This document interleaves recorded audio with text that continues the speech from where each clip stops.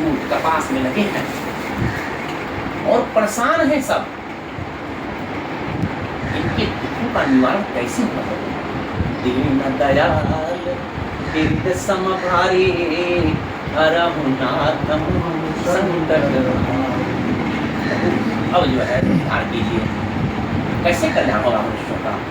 तब भगवान ने कहा कि नारद जी आपने बड़ी अच्छी बात पूछी, इसी से संसार का कल्याण होगा, प्राणी पापों से मुक्त होकर के परम पद को प्राप्त होगा। वह कथा है अतुल तेजना भगवान सच्चिदानंद। तो नारद जी ने कहा कि प्रभु इसका विधि विधान क्या है, फल क्या है? भगवान ने कहा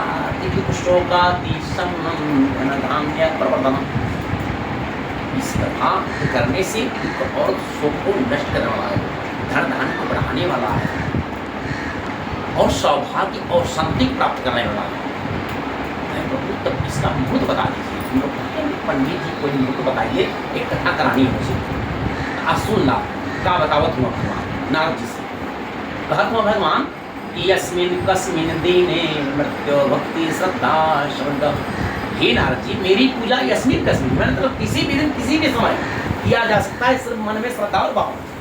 जिस दिन मन में श्रद्धा भाव आ गई, देखिए मन में भाव आ गया, कल कौन किया आज कथा हो। सुनो 1 महीना साल भर पहले से बोले रही है महाराज की कथा कहा फलम प्रीतम चीरम गोधम सचा जुड़गम। पक्के पक्के केले का फल, दूध, दही, घी, शक्कर, गेहूं का आटा जो पंजीरी बनाना है बहुत प्रिय है भगवान को। गेहूं का आटा लिखा है, गेहूं का आटा जिसमें चीनी मिश्रित हो, गुड़ मिला लीजिए और सबको सवैया इकट्ठा करके भगवान को अर्पण करिए, यानी नैवेद्य करिए, भोग लगाइए। फिर अपने बंधुजन ब्राह्मण को बुला करके कथा का श्रवण कीजिए। इसके बाद जो है ब्राह्मण बंधुजन को भोजन कराइए बैठा करके, फिर भजन कीर्तन आदि करिए। भोजन के बाद फिर जो है मस्तक नवा करके यानी प्रणाम करके भगवान को कहेंगे। नारद जी जब प्रचार प्रसार करेंगे तो नारद जी से पूछेगा कि प्रभु इससे किसको फायदा हुआ है कथा से,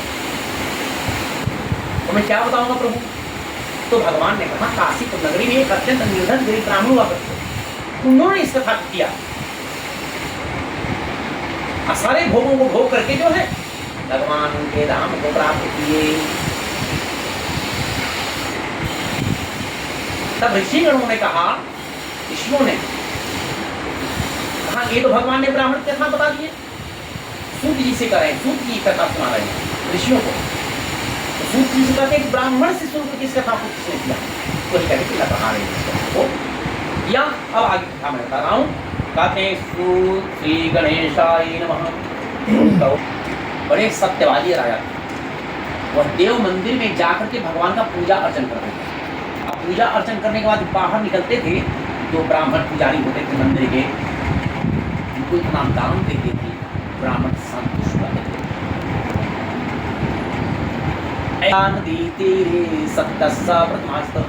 भक्तशिला नदी के किनारे अपने पति उल्का मुख राजा के साथ में भगवान सत्यनारायण की कथा कर रही थी। ये तस्मिन तरे तत्र साधु रेकर समागत। इतने में साधु बनिया, उसका नाम था साधु नाम का बनिया वहीं पर आ गया। नौका में सारा धन रख कर व्यापार कर रहा था और जो है नौका के ले जाकर खड़ी कर दिया जहां राजा अपने पत्नी के साथ उतर रहा है। बड़े भाव से पूछता है साधु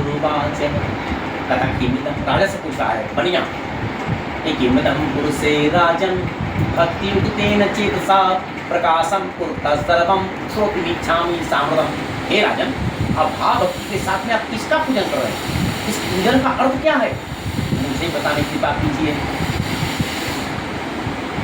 तो राजा ने कहा कि राजोवाच पूजनम प्रीते साधो विष्णुतुलतेन सह व्रतम च स्वजने सार्धम पुत्रदाप्ति काम्य।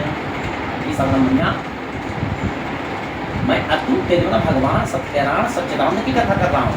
स्वजनों के सहित इस पूजन का अर्थ है कि मेरे पास राज संपदा सब कुछ है, मैं राजा हूँ, धन की कमी नहीं, जाना है तभी तो राजा हूँ, लेकिन पुत्र नहीं है, संतान नहीं है मेरे पास।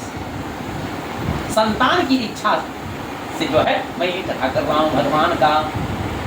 तो भूपस्य वचनम श्रुत्वा साधुरुप्रोवाच सादरम। राजा की बात को सुन करके साधु पनिया ने कहा कि हे राजन, मुझे भी इस कथा का सारा विधि विधान बताने की बात कीजिए, क्योंकि मेरे पास भी कोई संतान नहीं है, मैं भी निसंतान हूँ, मैं भी इस व्रत को करूंगा। तो राजा ने जैसा भगवान ने अभी भी नारद जी को लीलावती हाँ, तो लीलावती से कहता है कि भारे कथम सर्वम प्रथम सतदीदायकम तदा प्रथम करिष्यामि यदा मे संतति भवेत्। हे प्रिय, मैं एक प्रमुख राजा के मुख से संतान देने वाला व्रत सुन क्या रहा हूँ, तो वह व्रत मैं अवश्य करूंगा। उसकी पत्नी ने कहा कि हे स्वामी, ये तो बड़ा उत्तम विचार है, कल प्रातः काल ही इस व्रत को कर लिया जा। कल करे सो आज करे, आज करे सो अब, पल में परलय होगी बहुरी करोगे तब। तो जो कल करना है उसको कर लीजिए।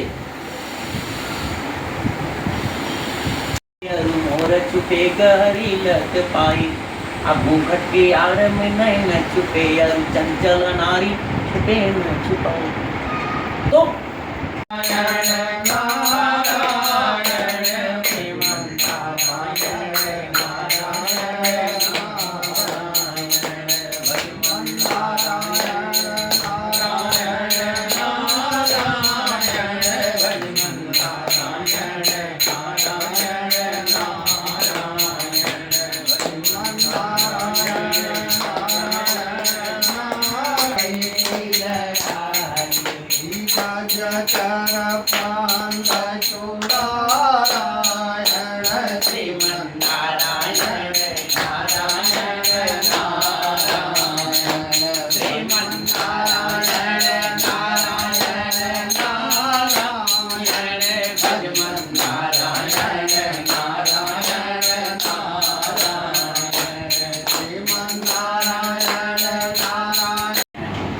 मेरा पूर्ण धन देकर के मेरा अच्छा कीजिए।